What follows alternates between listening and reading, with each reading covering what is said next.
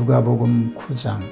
예수께서 12제자를 불러 모으사 모든 귀신을 제어하며 병을 고치는 능력과 권위를 주시고 하나님의 나라를 전파하며 앓는 자를 고치게 하려고 내보내시며 이르시되 여행을 위하여 아무것도 가지지 말라.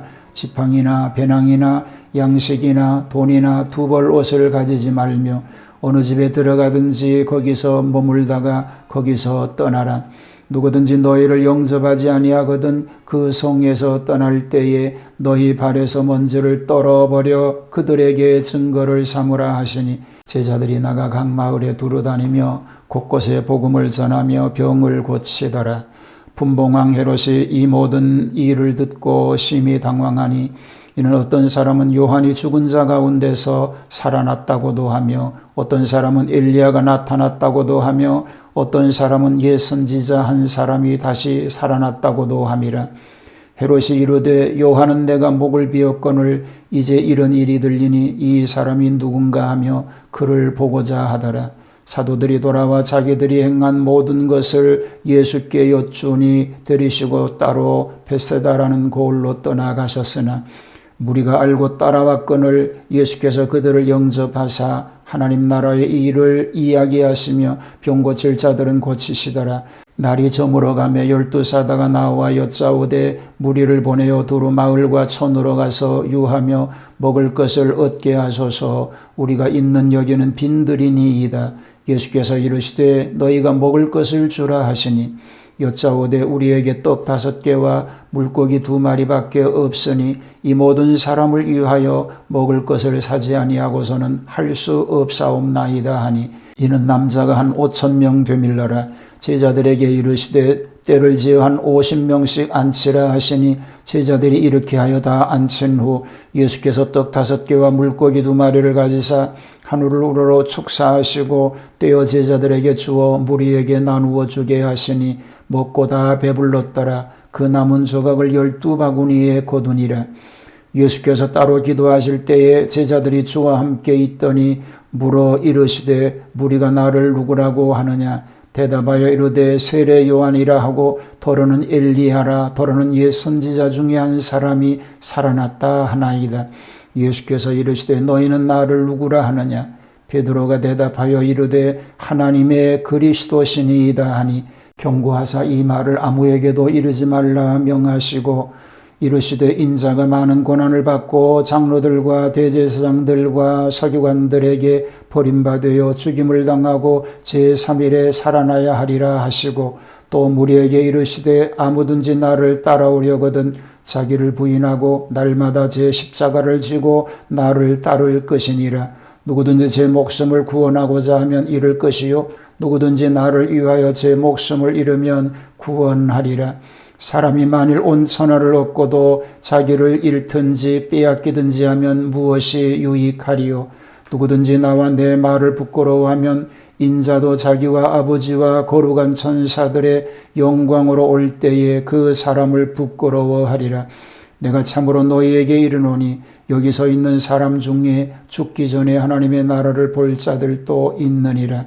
이 말씀을 하신 후 8일쯤 되어 예수께서 베드로와 요한과 야고보를 데리고 기도하시러 산에 올라가사 기도하실 때 용모가 변화되고 그 옷이 휘어져 광채가 나더라. 문득 두 사람이 예수와 함께 말하니 이는 모세와 엘리야라. 영광 중에 나타나서 장차 예수께서 예루살렘에서 별세하실 것을 말할세 베드로와 및 함께 있는 자들이 깊이 졸다가 온전히 깨어나 예수의 영광과 및 함께 선 두 사람을 보더니, 두 사람이 떠날 때에 베드로가 예수께 여짜오되 주여 우리가 여기 있는 것이 좋사오니 우리가 초막셋을 짓되 하나는 주를 위하여 하나는 모세를 위하여 하나는 엘리야를 위하여 하사이다 하되 자기가 하는 말을 자기도 알지 못하더라. 이 말할 즈음에 구름이 와서 그들을 덮는지라. 구름 속으로 들어갈 때에 그들이 무서워하더니 구름 속에서 소리가 나서 이르되 이는 나의 아들 곧 택함을 받은 자니 너희는 그의 말을 들으라 하고, 소리가 그침에 오직 예수만 보이더라.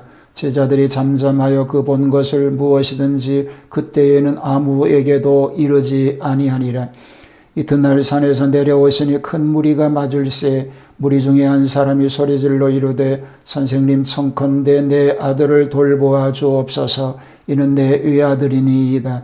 귀신이 그를 잡아 갑자기 부르짖게 하고 경련을 일으켜 거품을 흘리게 하며 몹시 상하게 하고야 겨우 떠나가나이다.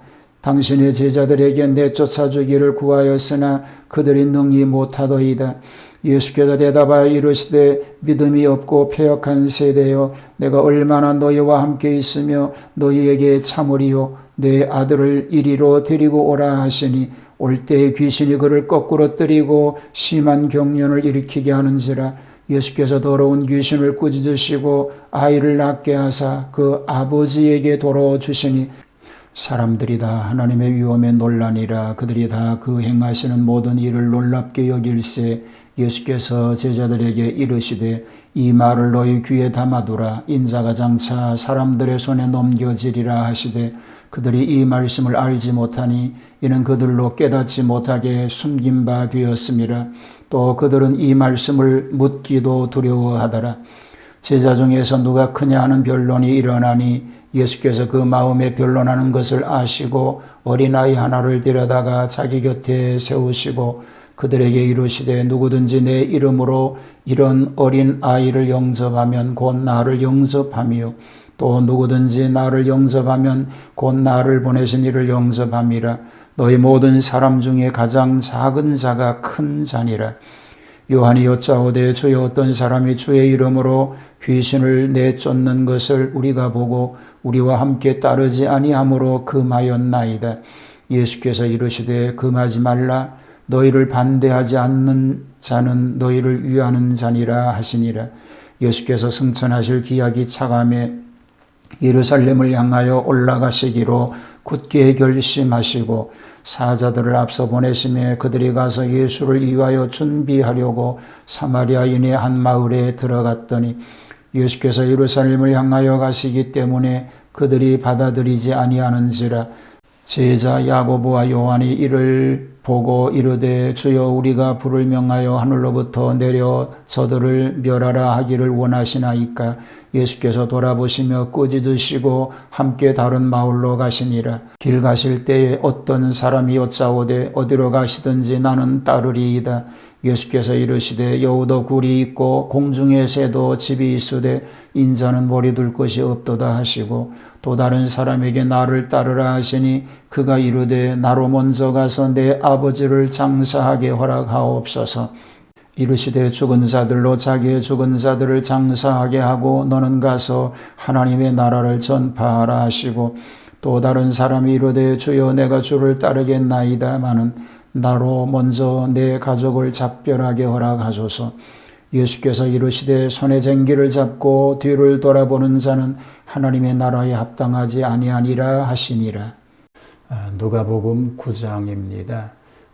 예수님의 갈릴리 전도 네 기록으로 나눈다면 전도의 계시, 제자를 부르심, 12사도를 선택하여서 파송하는 일, 그리고 전도 말기의 내용으로 소개할 수 있습니다. 자, 오늘은 갈릴리 전도 말기 변화와 교훈에 대한 말씀을 살펴보겠습니다. 12사도를 파송하십니다. 12사도의 독립적인 전도 파송이 되는 것이지요. 그리스도의 공생애의 중요 부분을 차지하는 갈릴리 전도는 이제 드디어 독립적으로 전도하라고 파송하시는 일이 됩니다.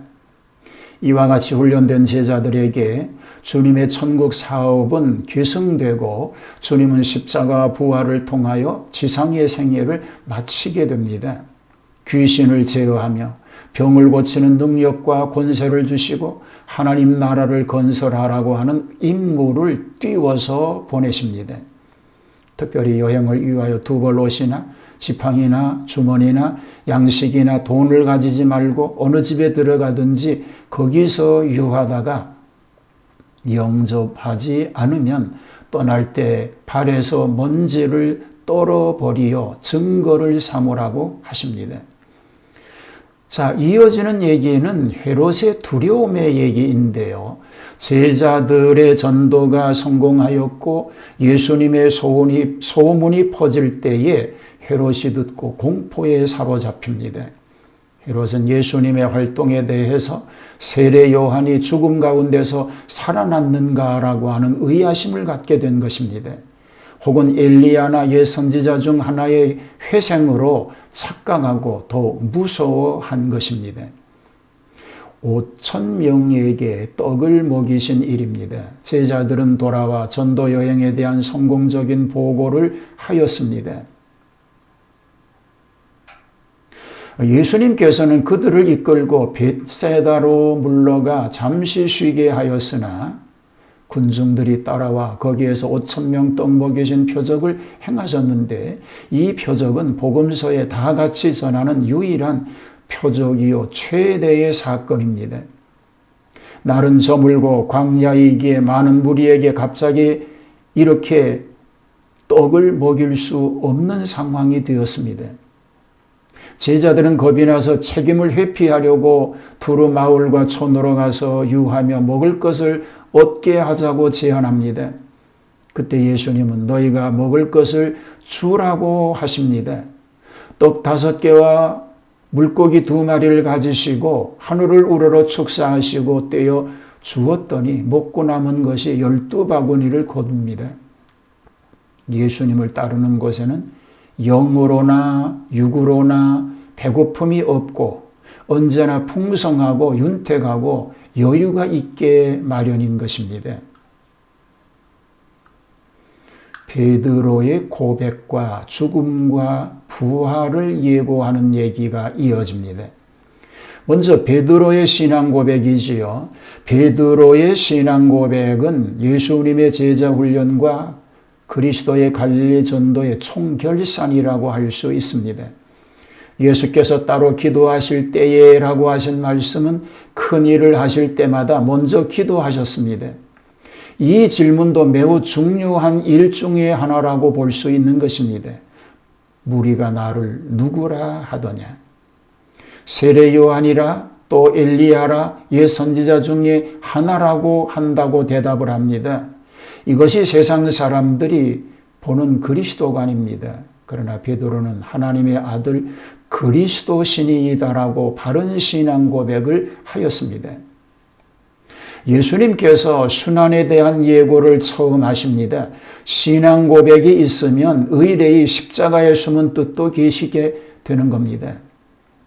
특히 장로들과 대제사장들과 서기관들에게 고난을 받으리라고 하였는데 이 세 증명은 사내들인 공회의 3대 구성원들입니다. 즉 종교적 최고 지도자들입니다. 누구든지 예수님을 위하여 목숨을 잃으면 구원을 얻을 것이기에 결사적인 각오로 주를 따르라고 강조하십니다.